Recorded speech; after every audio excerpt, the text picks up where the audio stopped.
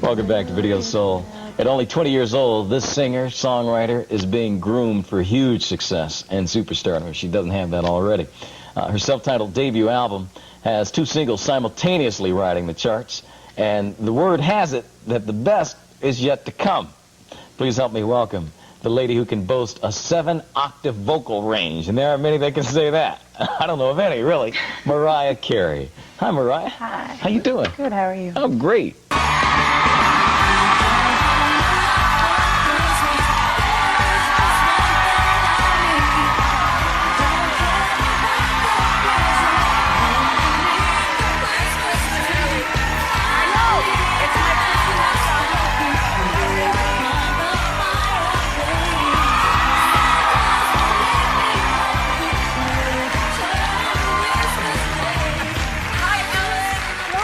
It's really good to see you. We've been looking forward to this day for some time. So have I.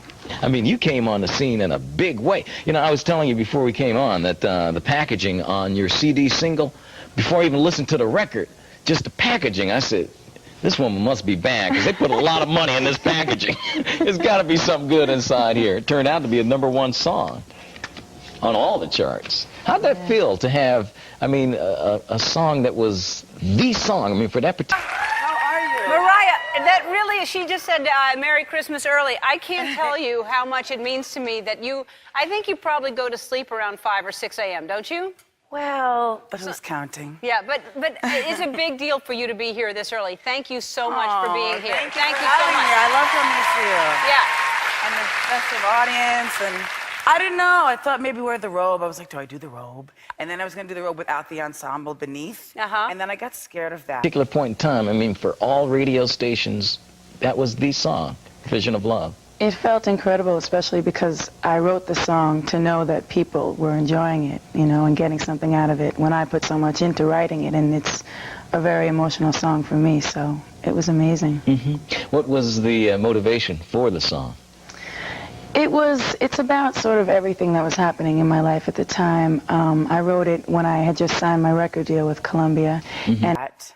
And so I just said, maybe I'll do the robe, and Ellen will understand that I do this in a festive way, because look at the set. Everything you do is a festive way. There's a lot of festivity going on there right now. I try to festivate whenever I can. And you do it well. You festivate well. Wow, look at the set of diamonds you got right there. Now, come on, these are, I mean, what's the other word? I mean, it's just And everything was going really well in my life, and it was a pretty amazing turning point, and that just inspired it. Okay. How did you get your deal?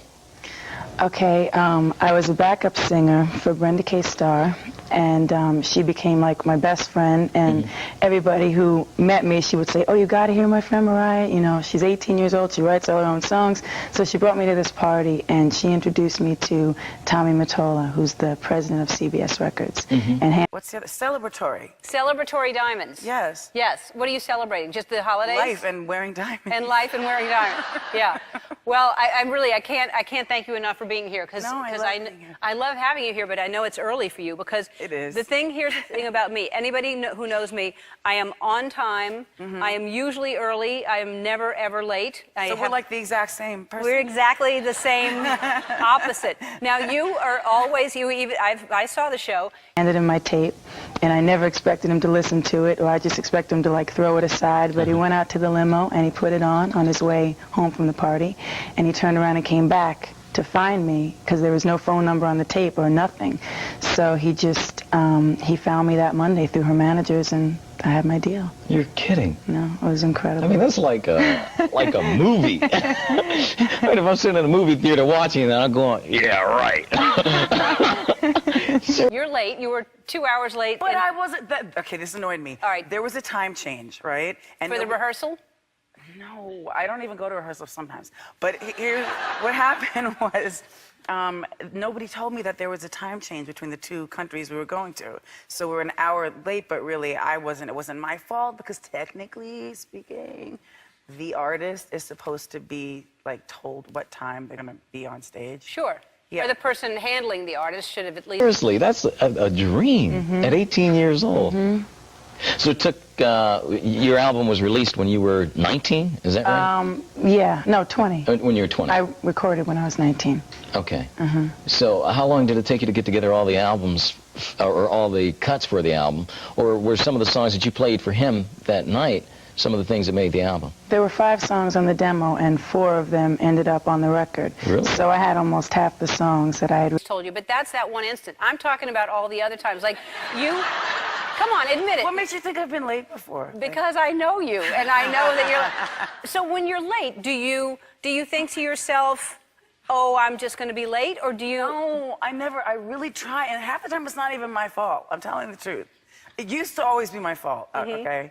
And then I told everybody, just lie to me and tell me that the call time is at a different time than it actually. You told them to lie to you to tell. written over that year when I was struggling and waitressing and singing sessions and backup singing and stuff. And then I just wrote the rest of it over the next 4 or 5 months, and we had the album. Wow. So when you were struggling and waitressing, did you ever lose faith that things would happen for you? No, I just always believed that it would happen because that's the only way to, realize your dreams. Understand you come from a musical family, that your mother... Tell you a different time? Yeah. Well, yeah. then.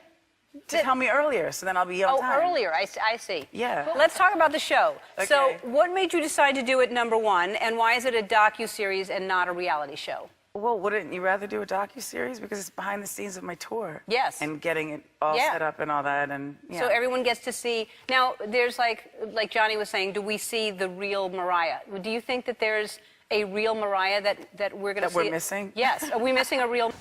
Is an opera singer, is that right? And a vocal coach. And a vocal... Oh, wow. So you had your coach right at home. So were you, like, pushed to that, or did you just naturally gravitate to singing? No, I naturally gravitated to singing. I mean, they had to tear me away from the radio every night, and I just always loved doing it. But now, she was into opera, but obviously you're into something far different. How did that come about? I mean... Mariah? I don't think you are. I think when I come here, I'm pretty much like myself, but not everybody may necessarily see those episodes. Yeah. I don't know. Yeah. I mean, yeah, there's a side of me that people are going to be... I don't know what people think. It's like when people ask you, what's the biggest misconception about you? Do you even know how to answer that question? No, because I don't know what people think of me. That's what I'm trying to say. Yeah. Do you, but do people tell you, like, I don't know what's going on with me in my life unless someone tells me that... How did you not follow in her footsteps to opera? Well, I have a brother and sister who are 9 and 10 years older than me, and we're always listening to Stevie Wonder or Aretha or Gladys Knight or, some great soul singer, and that's just what I listened to, and that's what I loved, and that's the music that, I gravitated towards. So do you consider yourself a soul singer?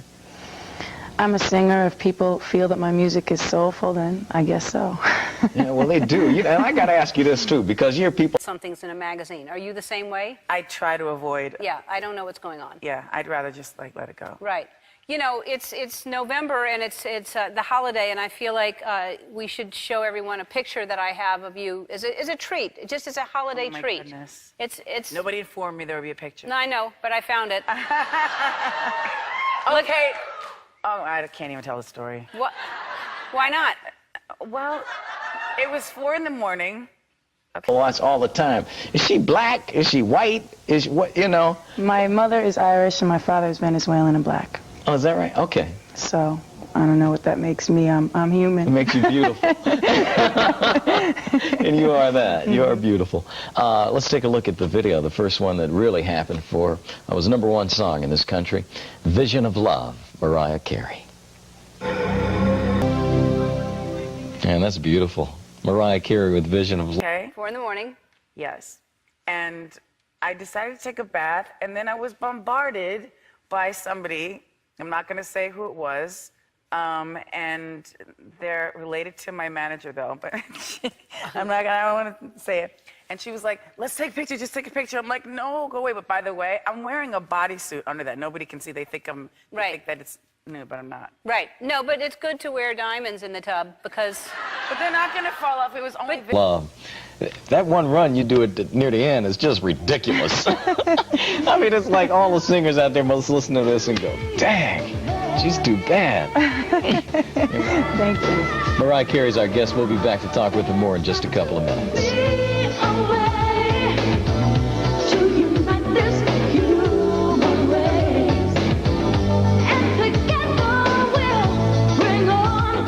This necklace right here. But it was just so, at 4 a.m. when you're in the tub, you wear your jewels? Well, do you really want to take them off? These are hard to take off. I wouldn't know how, if they're hard to take off.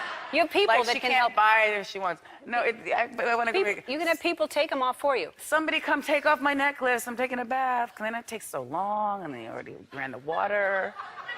I get it. I don't know. I get it. All right, so let's talk about, if you want to, and if